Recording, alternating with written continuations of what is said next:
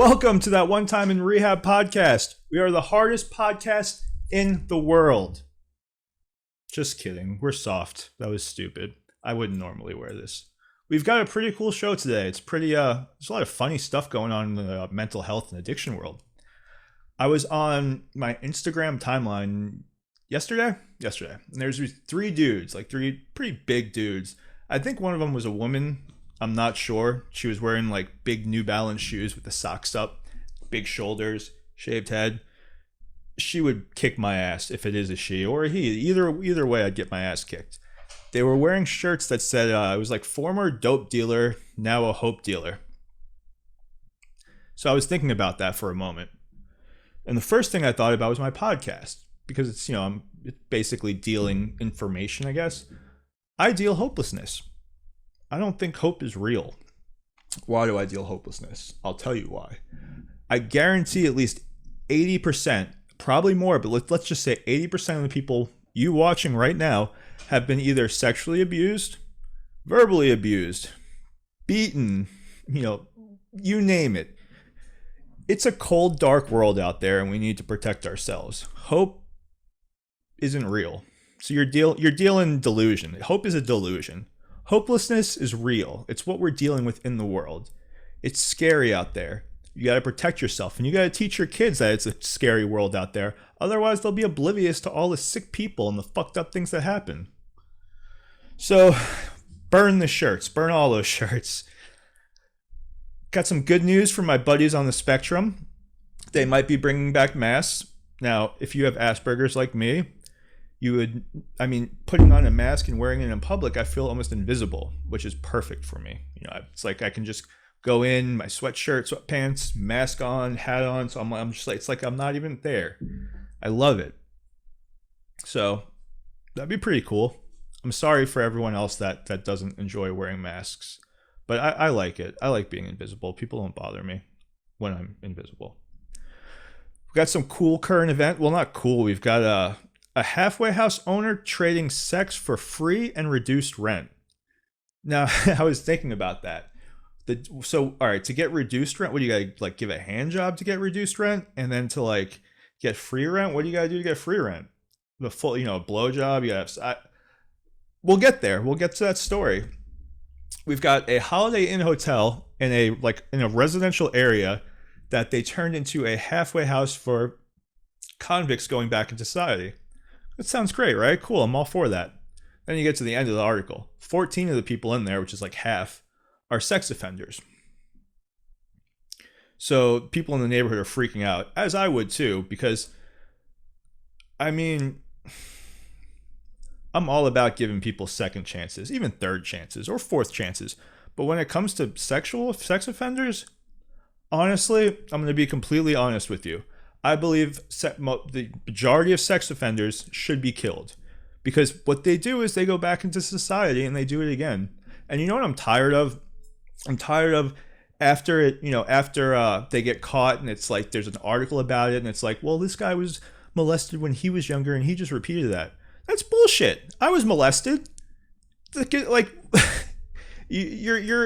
they should be killed. They should all be killed. It makes me ashamed a lot to even say I was molested because they say people that are molested, they go on to molest others. And even like I can't wrap my head around it, but like, don't you understand? Like, if you look back to the time when you were abused, sexually abused, and the trauma that caused you, and you're okay like causing that trauma on someone else, that's gonna that fucks someone's life up forever. Like, they don't get over that shit. We'll get to that story as well. Then we've got I'm not sure where, we'll get into it in the article. In the river, all of the fish are addicted to meth. There is a lot of meth in the river. It's pretty funny. Our story today, we're not going to have pictures because their story is pretty disgusting. We've got somebody in detox for opiates sneaking crack in, and then the story ends with him eating some disgusting, horrible things. We'll be back soon. I got to get this crappy necklace off, and we'll be back in like 2 seconds. This isn't really a break. I'll be right back. Boom, and we're back. Let's get into the story of a sober home operator charged with soliciting sex nudes from women tenants in exchange for reduced rent and other favors. This takes place in Dorchester, which is I think it's a town in Boston. The government's alleging that he violated the Fair Housing Act through sexual harassment and intimidation over a 5-year period. In a lawsuit filed in the U.S. District Court in Boston, they charged him. Sorry, let's go back. The place he owned is called Steps to Solutions.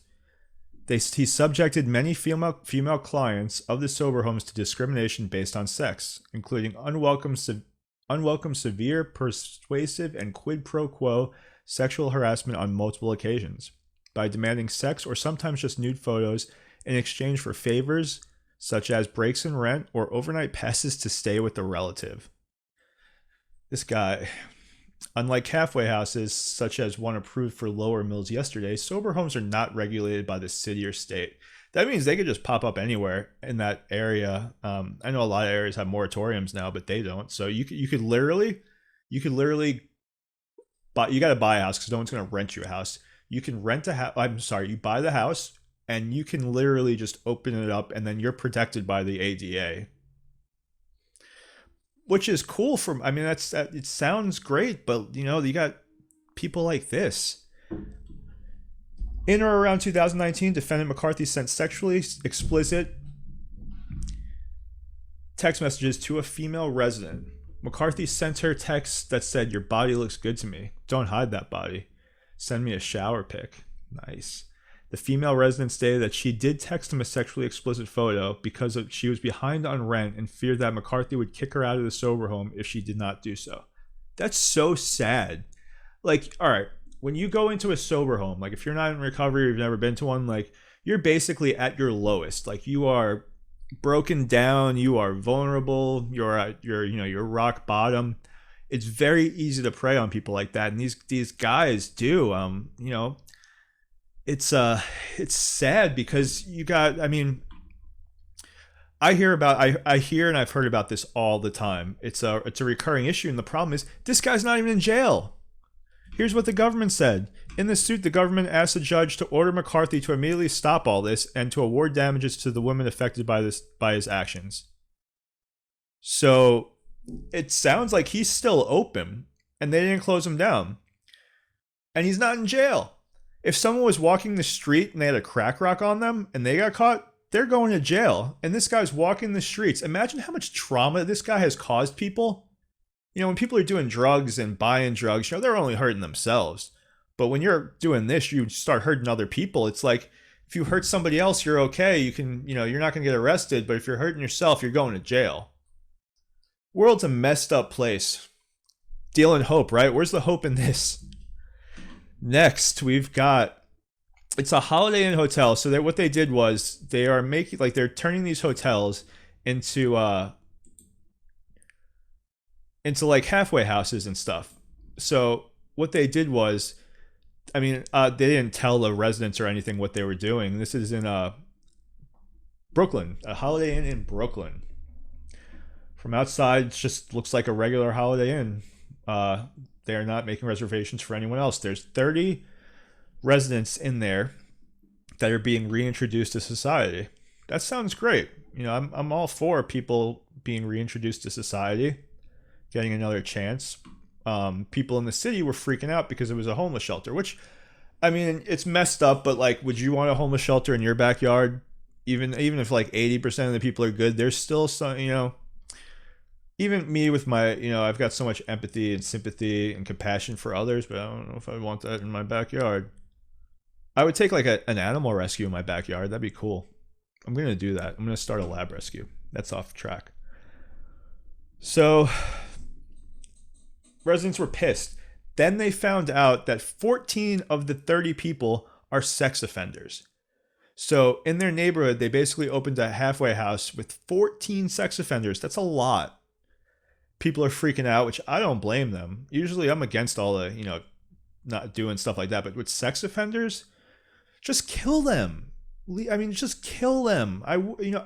I believe in, some people deserve to be killed. Sex offenders do. These people they get rid of them. Don't fucking house them in hotels. Throw them in the river. And next we've got poor innocent fish getting addicted to meth in the United Nations. I don't know. All right. So in the United Nations, meth is, that's where a lot of it's produced, and there's the meth is their biggest drug there. Um, let's see what happened. So all the waste from the meth houses and stuff was going into the river, and there's so much meth being made there that now they did their tests and everything, and the fish are all addicted to meth. You've got a whole river with fish addicted to meth. So they're the scientists are trying to figure out how to handle it.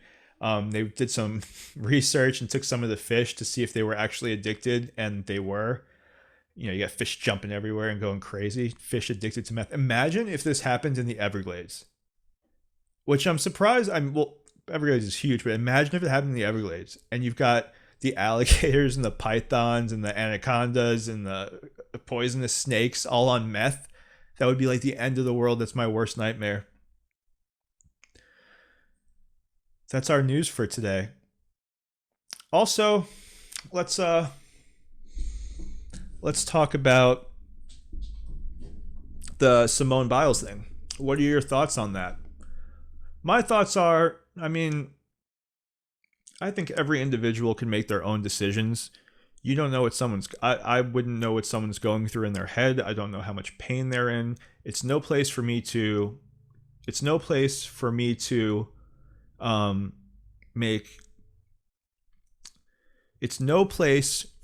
judge somebody like that, because it's just like, if you work at Pizza Hut and you're having you start freaking out, you're having a mental health breakdown. I have those all the time. And you leave your job, you quit your job for a mental health breakdown. That's fine. You got to do what you got to do for you. And the Olympics, who watches the Olympics anymore? Who cares about the Olympics? You've got a gazillion of these poor athletes that are all poor. They can barely eat, and they just make them participate in these events. And I don't know. I haven't watched the Olympics in years. I don't care for the Olympics, and I think the Olympics are stupid. So for Simone Biles, listen.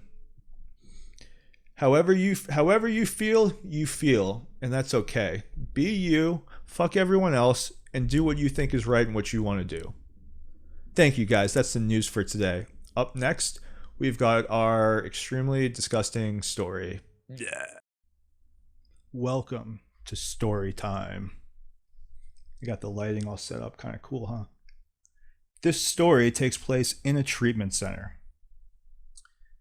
Man comes in to be detoxed off opiates. Been there, sucks.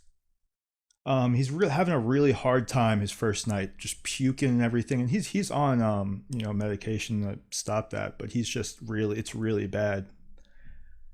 He doesn't sleep. So the next day, he was acting really weird. He was walking around the kitchen. This was at night when everyone was asleep, with a butcher's knife, just walking around the kitchen. And one of the girl clients found him with the knife, and she talked to him and got him to put it down. He wasn't mad or angry or trying to hurt anybody. He was just weird out of it. And then he was putting stuff in the microwave, like knives and plates, just throwing stuff in the microwave. And then he started doing it in the oven. So one of the techs comes up, and they don't know what to do. Crazy situation. Don't blame them. So they call person in charge. Person in charge says, get that man to the hospital, because at that point, there's something else going on.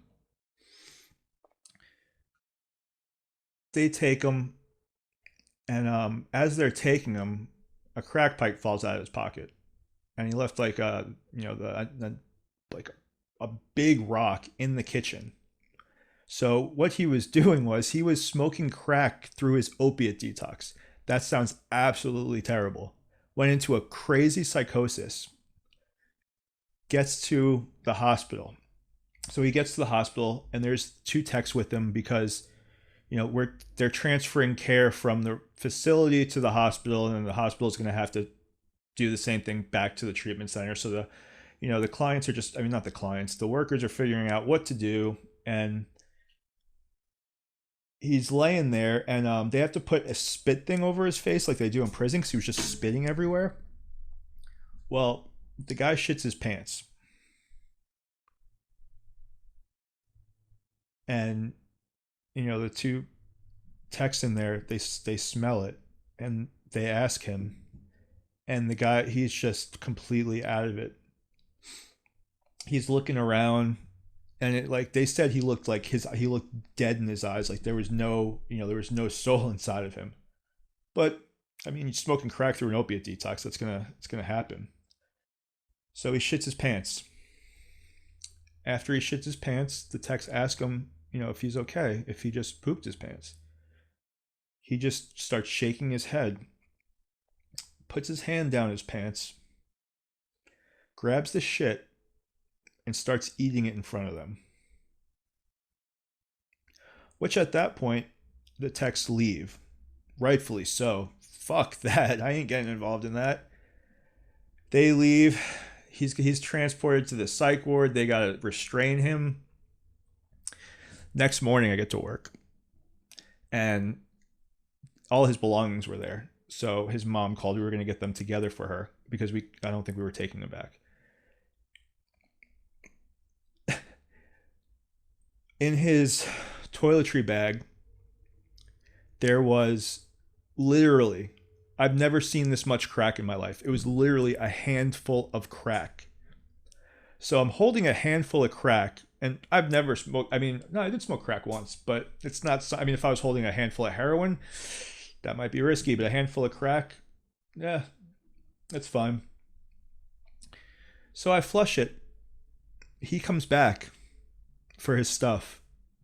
He goes through his bag and flips the fuck out because all his drugs were gone.